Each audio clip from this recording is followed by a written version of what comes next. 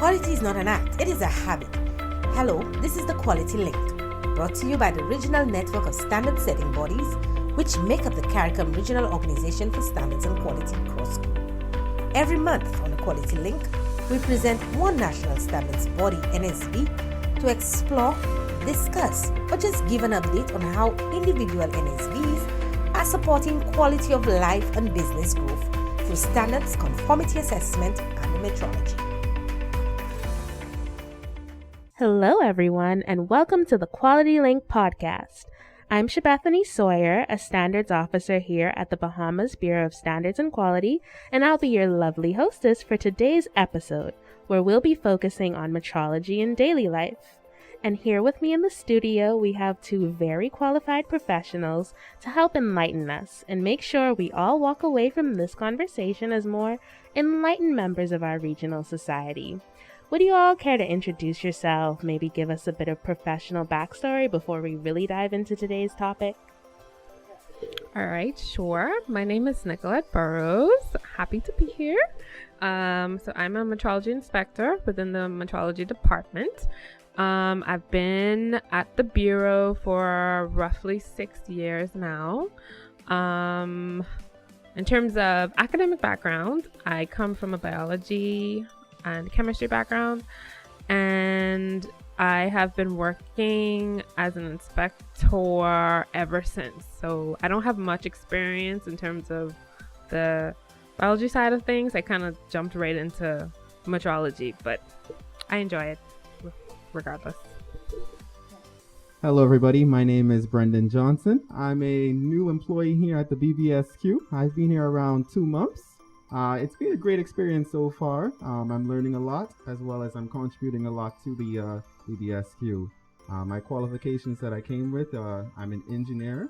I had a bachelor's inside of mechanical engineering and a master's in engineering management.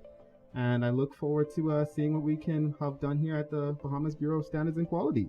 Thanks. Okay, now that we know a little bit more about our panelists today, let's get right into it. So first, Ms. Burrows, would you care to give us a little introduction to metrology here at the Bureau? Maybe, let our listeners know what is metrology to begin with, and maybe get more into what we do here at the Bureau as it relates to metrology. Right. So I guess in layman's terms, or the simplest definition would be metrology is the science of measurement. So at the Bureau, the metrology department, we are responsible for regulating all weights and measurement activities within the Commonwealth of the Bahamas. So what that means is we go into both the public and the private sectors, and we ensure that anything or any instrument that takes a weight or measurement is fit for its intended purpose, and that it is accurate and that it is essentially up to international standards. So under metrology, we have 3 separate branches. There's legal, there's scientific, and then there's industrial. Currently, we're focused on legal metrology, and we're just now starting up the industrial side of things, and Mr. Johnson is gonna kind of get more into that later.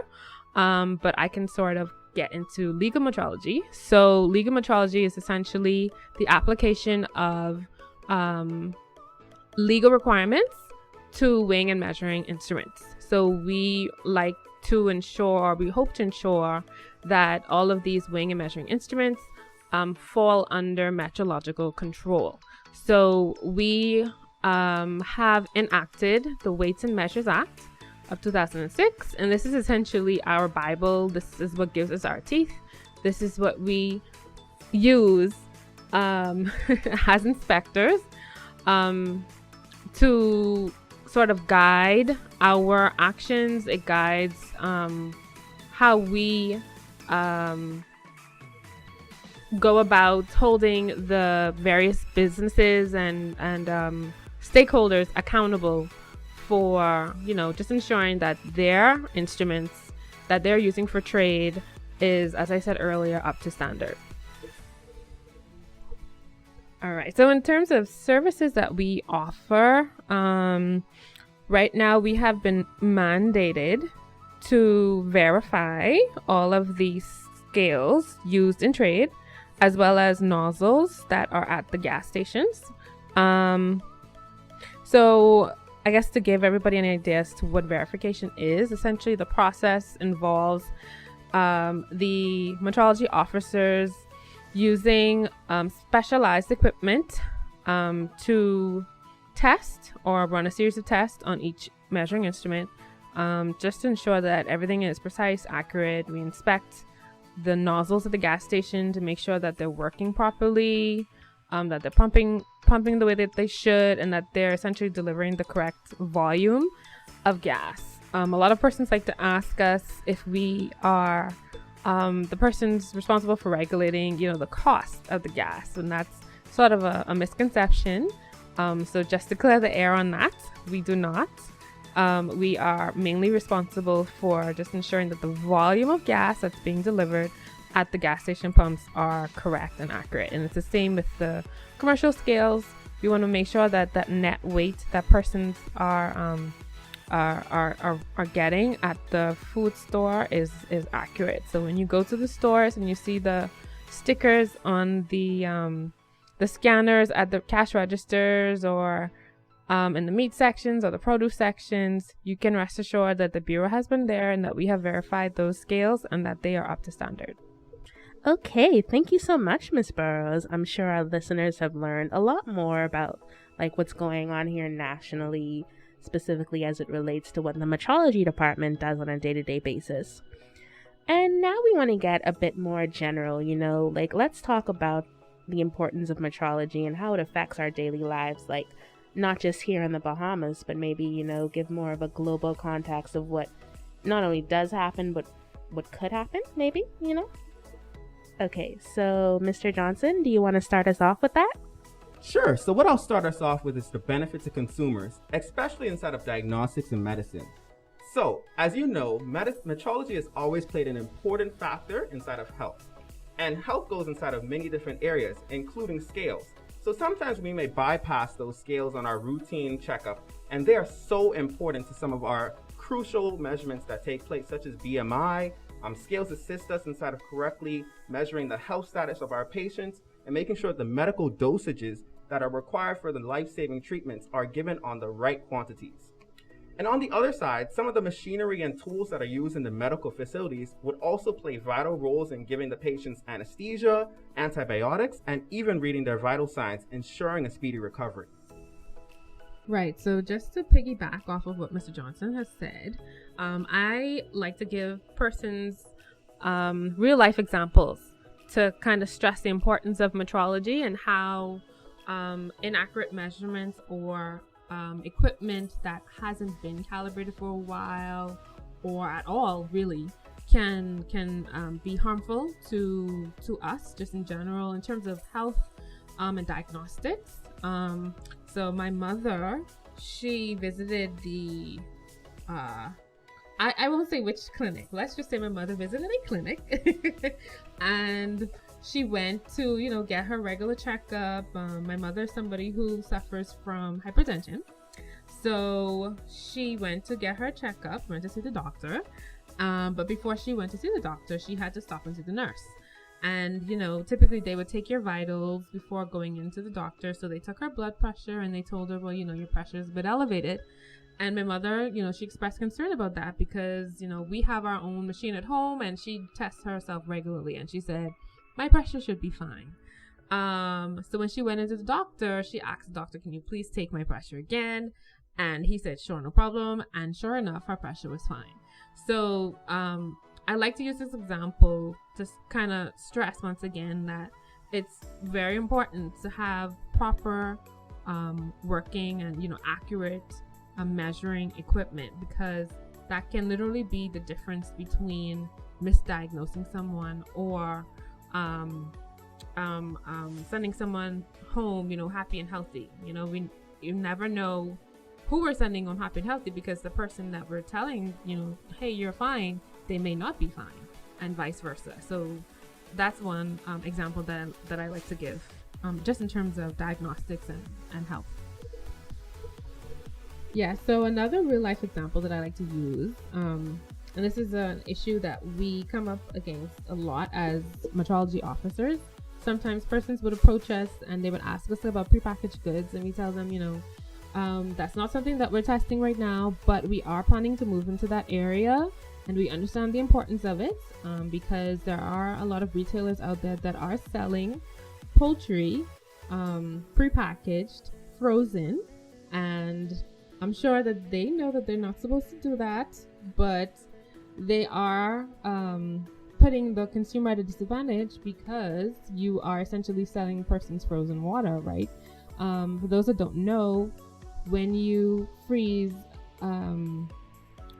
meat, you're also freezing the water content in there, so you're trapping that water in there as well. So essentially you are as the retailer, you are weighing the water plus the protein, and so you're selling to your consumers water. Okay, for lack of a better term, you're selling water, which isn't fair to the consumer. So that's definitely something that persons are aware of and that they approach us about here and there, and we tell them, once again, like we understand the importance of this, and we are going to be moving into checking the net content or the net weight of these prepackages. Not only meat, you have persons out there that sell grits. You go to the store and you see your little yellow grits here, or herbs and things like that persons are selling by net weight. So we want to make sure that the consumers are getting what they're paying for, and so we're going to be looking into that in the near future as well. Yeah, so when you look at the importance of metrology in the historical context, things can go really wrong really fast if accurate measurements are not completed properly. So another real life example that I like to share with persons involves a flight. So Air Canada, this was Air Canada flight 767, I believe. Sorry, it was flight 143 from Montreal to Edmonton. This was in 1983. They had an issue with their fuel quality information system, and the computer actually malfunctioned. And so what they had to do instead was they had to load the fuel manually. What happened though was that the calculations that they used were not metric, which it should have been. They instead used pounds, right? So the plane left Montreal essentially with half of the required jet fuel that they needed to complete the flight. And so mid-air, the plane ran out of fuel, and the pilots were forced to make an emergency dead stick landing. Fortunately, there were no casualties. And the pilots, they were praised for being able to, complete this dead stick landing, mid-air. Was pretty scary. But that's just another, example of how important accurate measurements are, and how important, metrology in our daily lives is, because, flights go up and down every day. We have hundreds and hundreds of flights every day. And, it's amazing that these flights, really and truly, air travel is essentially safer than ground travel, for those of you that don't know, statistically. So that is really thanks in part to, metrology, measurements and proper measuring systems, and making sure that these standardized parts are working properly, and all of that, because standardization and metrology, they kind of go hand in hand. And so without standards, you really don't have, metrology. But I think Miss Sawyer can maybe tell us a little bit more about that if she would like to, but putting her on the spot a little bit. But yeah, so that's just another example that I like to tell persons, just to give them, the full scope of why metrology in our daily lives is so important. Okay, thanks, Miss Burrows, so much for putting me on the spot like that. Show up in the studio like, hey, I'm the hostess, but no.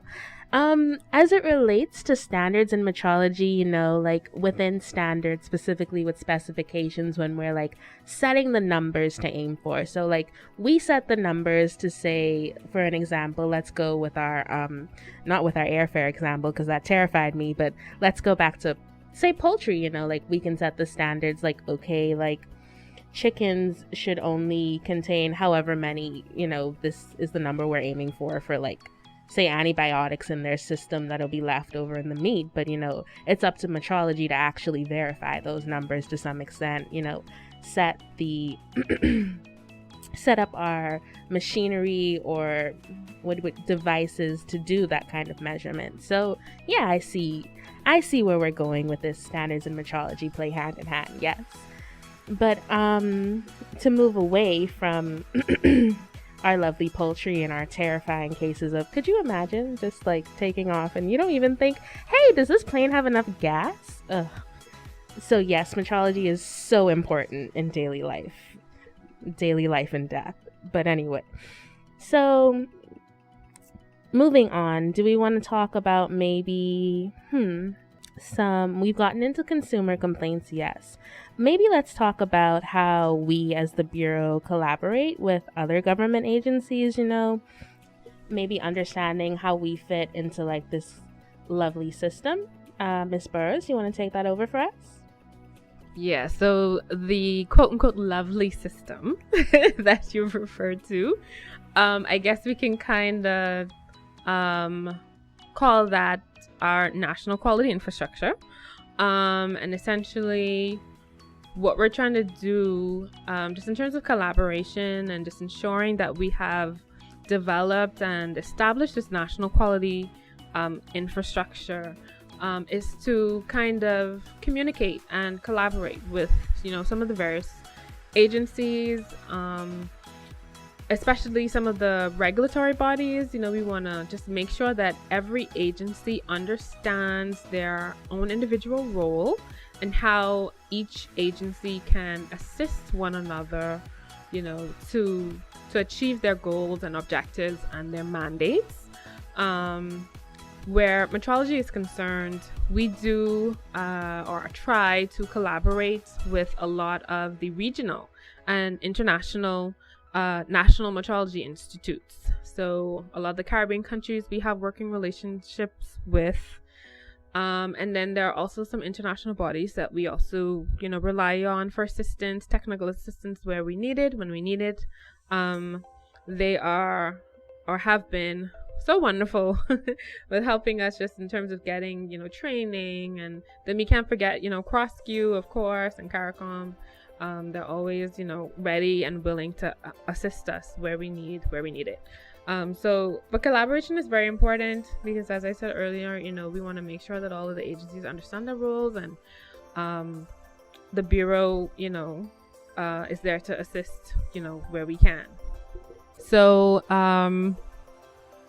when it comes to, again, you know, collaborating with other agencies, something that we may want to consider in the future, and this is something that a few persons have actually brought to our attention that may be a good idea, is to think about establishing requirements for business licenses and approval of business licenses. So, for example, retailers or business owners that may have scales, you know, in their shops, or, you know, maybe if there's a new gas station that wants to open up, or even existing persons who have businesses, we can sort of make it a requirement for the businesses to have that verification as a part of that business license process. And once they pass our verification testing, then they can go ahead and move forward and get that business license. So that's something that we can maybe bring to the table for future conversations. And while we're on the topic of what we want to bring up in the future, Mr. Johnson, why don't you tell us a bit more about how we're at the Bureau, we're starting to work on developing building capacity for industrial metrology services. Let's talk about that. Yeah, so before we get into that, I just wanted to mention, I don't think we stated what industrial metrology really is. So it's the application of measurement science to manufacturing and some of the other processes inside of society that lead to like instrument calibration and quality control of measurements. So at the Bureau currently, we don't provide any of those services, but we're excited that we received a grant from the EU towards the establishment of our metrology laboratory. That way we can start providing those services here inside of our nation. It's a slow development process, but in the end, we're going to be doing mass calibrations as our preliminary service, as well as volume calibrations. We're gathering our materials and equipment, and we're trying to furnish our laboratory, and we're looking forward to creating our standard operating procedures and getting things started. Okay, so let's hear a little bit more about this project, because I'm sure our readers are now interested. You piqued their curiosity with that. Hey, we're developing this lab funded by the EU. Let's hear a little bit more. So the overarching objective of the project, of course, is to create an ISO 17025 compliant quality management system for the establishment of calibrations, testing mass and volume, and of course, just creating a sustainable industrial metrology service here at the BBSQ.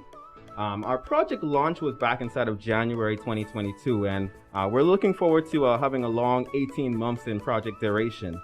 Some of our projective stakeholders are looking forward to some of the services we're going to offer, including calibrations of masses, scales, volumetric calibrations, using the gravimetric method, of course. So we also have some other projected services that we're looking into inside of industrial metrology. Those include our verification of concrete compressing testing machines, our hollow block concrete block verifications, and of course, our verification of reinforcing steel bars. Okay, so while we're on the topic of future projects, Ms. Burrows, you want to mention anything about legal metrology? Anything you guys got cooking up in the back there? Sure. So right now, as I mentioned earlier, we are verifying those pumps at the gas station. We have recently expanded our pump verification service to include the pumps at the marinas now. So we just recently acquired a 50-gallon prover. So we're going out now and we're using that to verify that the boats are now getting, the correct volume of gas that they require.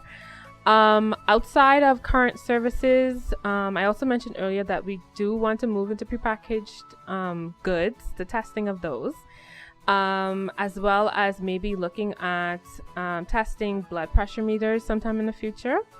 We also want to start thinking about testing the scales at LPG companies as well. And then we want to eventually move into testing the LPG cylinders as well.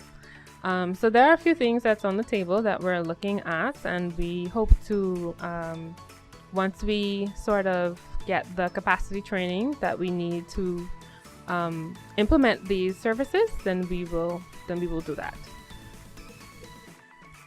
Okay, great. So everyone knows we have a lot to look forward to nationally. And with that, I think we've had a great session today. Hopefully everyone listening learned a little something. Hopefully we had a little fun together. I've certainly had fun here in the studio. So just a big thank you to both of you, Ms. Burrows and Mr. Johnson. And thank you to our lovely hosts / sponsors / organizers at CrossQ. We definitely couldn't do this without cooperating together as a region, together we're stronger. So yeah, thank you again for listening in today with me, Miss Sawyer from the Standards Department. And we'll see you guys on the next episode where another national standards body will have some more interesting information to give you guys about quality in the region. It's been lovely, and we're signing off now. Bye-bye! This has been a production of the CrossQ's Marketing, Information, Knowledge Management and Education Committee. Join us next time for another episode of The Quality Link.